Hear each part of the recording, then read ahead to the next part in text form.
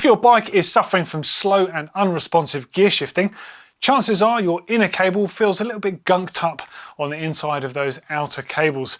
Now you might need to replace it, or you might need to simply flush it through with some lubricant.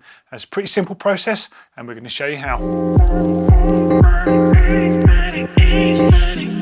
Now you don't need too much in the way of tools for this job, but you will need some kind of spray lubricant in order to flush out that outer housing.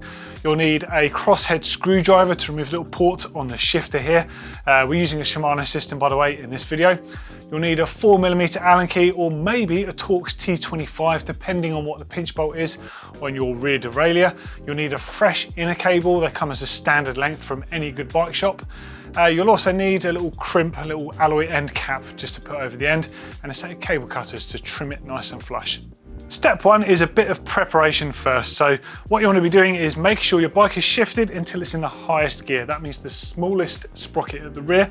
If your bike has multiple chainrings at the front, just bung it in the middle chainring if that's an option. This one has a 1x, so I'm just in that small sprocket at the rear. Next thing to do is to remove the current cable from the bike. So to do this, I'm going to just remove this little end cap first with a set of pliers, and then use the little pinch bolt here, which is a 4mm. Now, if you can, you might be able to reuse this cable, so be careful when you remove this little pinch bolt on the end, a little alloy cap even. You can get that off, you might be able to reuse that as well. And then just undo that 4mm pinch bolt that's in there.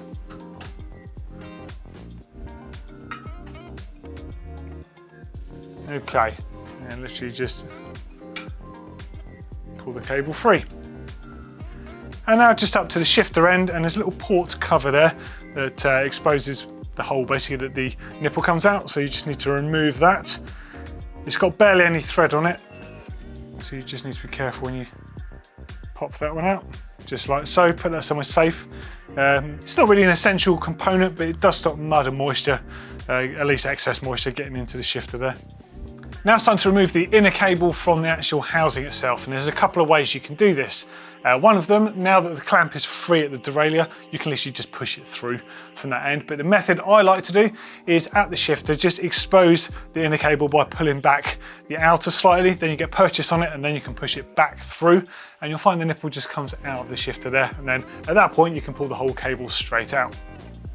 Now this particular cable has got a lot of gunk on it if you look up close, and there's a bit of a kink in the end and it started to fray. So it's not going to go back in this time into here, but I'm going to trim this off neatly, give it a good wipe, and that might come in handy as a spare for my dropper post at some point.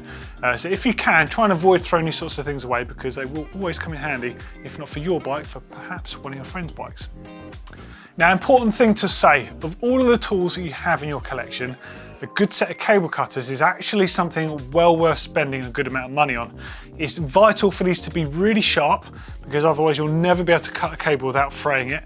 And if you've got a set of these, don't be tempted to use them to cut anything else like spokes and cable ties and things. Only use them on the cables on your bike, and they will last you a lifetime. A good tool is worth paying for. The next step in the video is to flush out the outer housing with some spray lubricant. Now, as I said at the beginning of the video, you don't always need to replace this outer housing. And in fact, it's quite likely that most of the time you can flush out a lot of the bad stuff that's in there, and most of it sticks to that inner cable. That's the bit that really suffers. So you can get away with just replacing the inner cable and leaving the housing in a lot of cases. For Blake's bike that I'm working on today, his outer housing is absolutely fine. So we're just going to spray that out. Before you do this, you want to make sure that you move the outer housing just away from the stops on the frame there. Just slid it out of the ferrule there, just so you can see the exposed end. When you spray this through, make sure any mist of the spray can't go anywhere near your disc brakes or braking surfaces of your bike or anything else that's around, because it does a lot of damage to the braking surfaces. And the same at the shifter, so just remove that from the shifter. Now, whilst you're there, the barrel adjuster on the shifter no doubt would have been used to counter the slack in the system at some point. Now, you might have heard of a term called cable stretch. Now, the actual inner cable doesn't actually stretch, but what happens is over time with the shifting, the whole system compresses and those outers sit into the ferrules, and we're talking by a minute amount here. And all you do is you take up that slack in the system with the barrel adjuster when you get that slack. So you want to return that back to its neutral position, but what I like to do is return it all the way in and then just do 2 quarter turns. They're normally clicked as a quarter turn, just so you've got room for error in case you pull the cable too taut when you go to replace it. When you're spraying your lube into the outer housing, you want to make sure you get this little sort of nozzle tube thing, cover it up basically with some shop towel, because when you spray it, there's a good chance you're going to get misting coming out at this end. If you can catch it in something like this, you're doing well. And also, like I said, when it comes out the other end, there's a good chance it could go near your braking surfaces. So make sure it's just angled away as much as it can, or if you've got someone to help, get them to put a bit of shop towel on the end and they can just catch the excess as it comes out. As with any lubricant, make sure you wipe up afterwards, especially all around on your bike, because you just don't want excess dust and stuff sticking to it. So give it a good wipe with that bit of shop towel, then get your outer cables back on the ferrules, back into the stop, so you're ready to accept the new inner cable into the system. Now, just before you put the inner cable back in the system, some people like to spray a bit of spray lube inside the shifter. Personally, I try and avoid it because you can flush out any grease that's on the inside there. But if you've been riding for quite a long time, chances are that grease is long gone, in which case you might want to just spray a bit of lube in there. Same thing applies, catch anything with a bit of shop towel, give it a bit of a wipe up, and you're ready to get your inner cable in. Now, before you do this, just make sure the shifter is in the correct position. So we know already at the back, we're in the highest gear, which means the smallest sprocket. Just go through your gears and make sure the shifter is in the corresponding sprocket. Now, this is really important because when you look through that port cover there, you want to see daylight where you can thread the inner cable through. If you can't see daylight, it's not in the right gear and you won't be able to get the cable in because it will just bounce against the stop essentially on the inside. So make sure you can see daylight and then you're in the right position. And then you can just pass that inner cable through. Feed it all the way through, make sure that the little cable nipple on the end sits home fully, and then you can start putting it through the outer housing, making sure you put the ferrule on first and that sits home.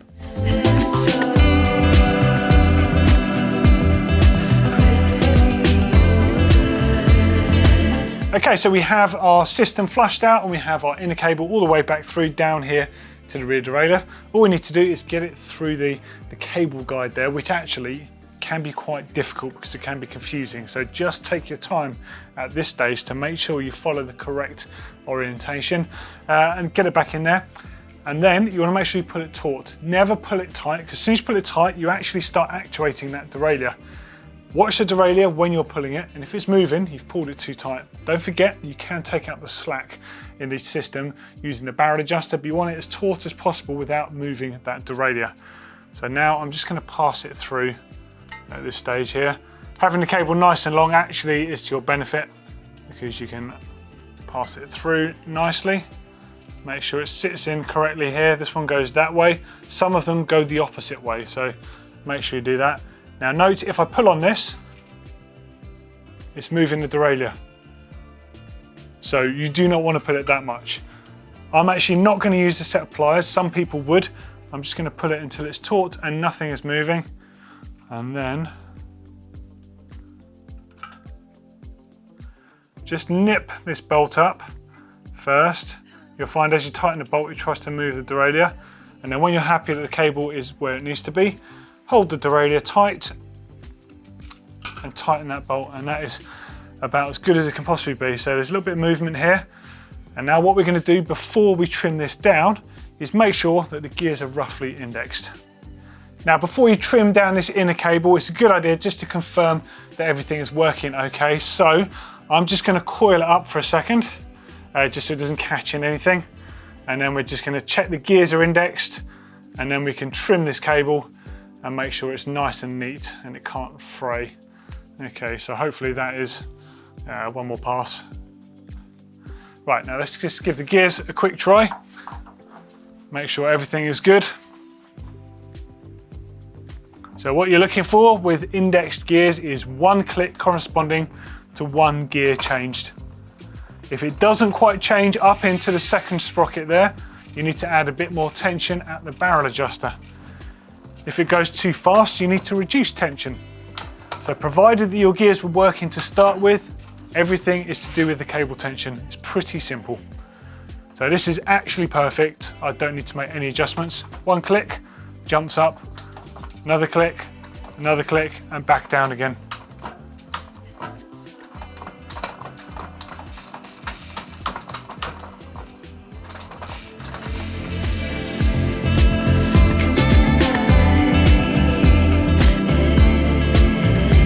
Provided your derailleur was correctly adjusted to start with and it was just running a bit slow and sticky as far as the shifting goes, with the new cable in there, the only adjustment you need to make is cable tension. Now when you're trying to index your gears, you only really need to do it with the first 3 or 4 sprockets on the bottom from the bottom, which are the smallest ones. So make sure that one click corresponds to the chain jumping up 1 sprocket at a time, and one click going back the other way, they jump back down. So you do that by unwinding the barrel adjuster, which corresponds to adding more tension and letting it jump up quicker. And the opposite could be said if it's overshifting. So you need to take some off, which is why I like to have a little bit of tension already on that barrel adjuster at the shifter for such an occasion. Now that we know our gears are indexed and everything is working as it should be, it's time to just finish the job. So that means trimming down your inner cable and putting a little cable cover on the end here, just a little soft alloy cap just to prevent it snagging on anything and flaring out.